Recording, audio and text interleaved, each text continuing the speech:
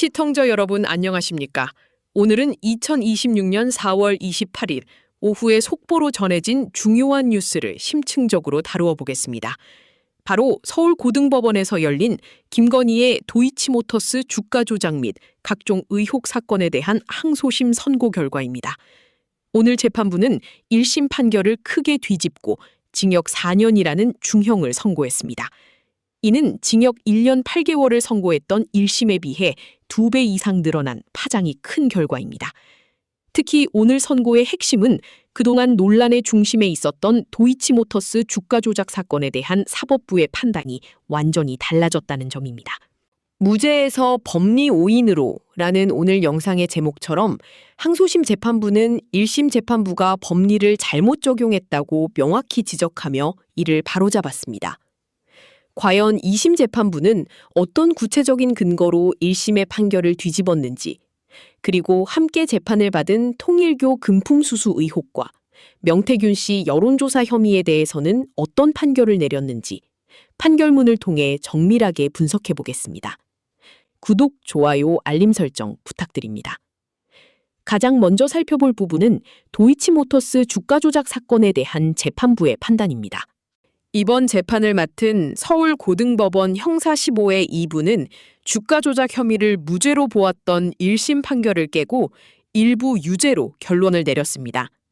재판부는 속보창에 계속해서 보도된 것처럼 1심의 무죄 판단은 명백한 법리 오인에 해당한다고 판시했습니다. 즉, 1심 재판부가 법률의 적용과 해석을 완전히 잘못했다는 강력한 지적입니다. 구체적으로 항소심 재판부는 주가 조작 범행의 공소시효가 아직 지나지 않았다고 보았습니다. 나아가 단순히 주식 계좌를 빌려준 것을 넘어 도이치모터스 시세 조종의 공동정범으로서 직접 가담한 책임을 엄중하게 물었습니다. 재판부는 판결문에서 피고인이 적어도 미필적으로나마 시세 조종 행위가 이루어지고 있다는 사실을 인식하고 범행에 가담했다고 지적했습니다. 가장 쟁점이 되었던 자본시장법 위반 혐의가 무죄에서 유죄로 전환되면서 전체적인 선고 형량이 크게 상승하게 된 것입니다. 주가 조작 사건 외에도 이번 재판에서는 2가지 중대한 혐의가 다루어졌습니다. 첫 번째는 통일교 측으로부터 명품 브랜드인 샤넬 가방과 거액의 그라프 목걸이 등 금품을 수수했다는 알선 수재 혐의입니다. 두 번째는 명태균 씨로부터 무상으로 여론조사를 제공받고 부당하게 공천에 개입했다는 정치자금법 위반 혐의입니다.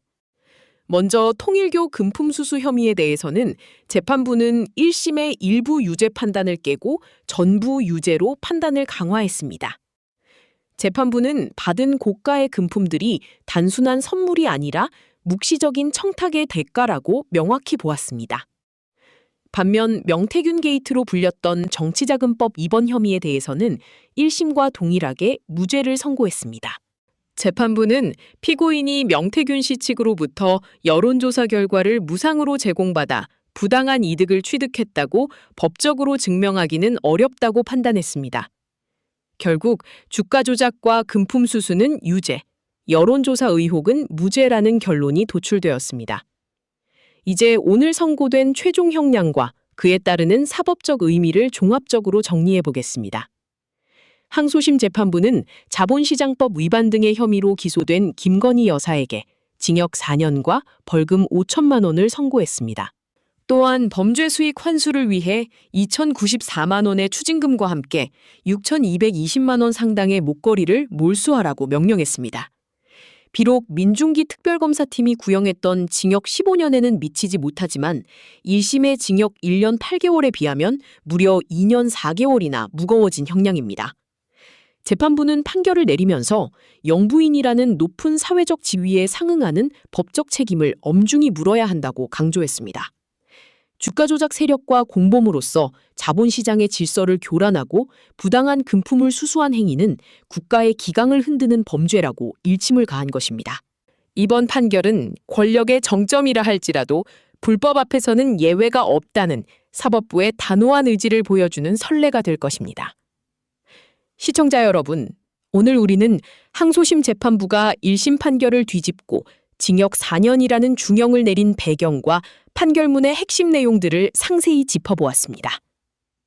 요약하자면 도이치모터스 주가 조작 사건은 1심의 판단이 법리 오인으로 판명나면서 유죄로 극적인 반전을 맞이했고, 통일교 금품수수 역시 묵시적 청탁이 전면 인정되며 전부 유죄 판결을 받았습니다.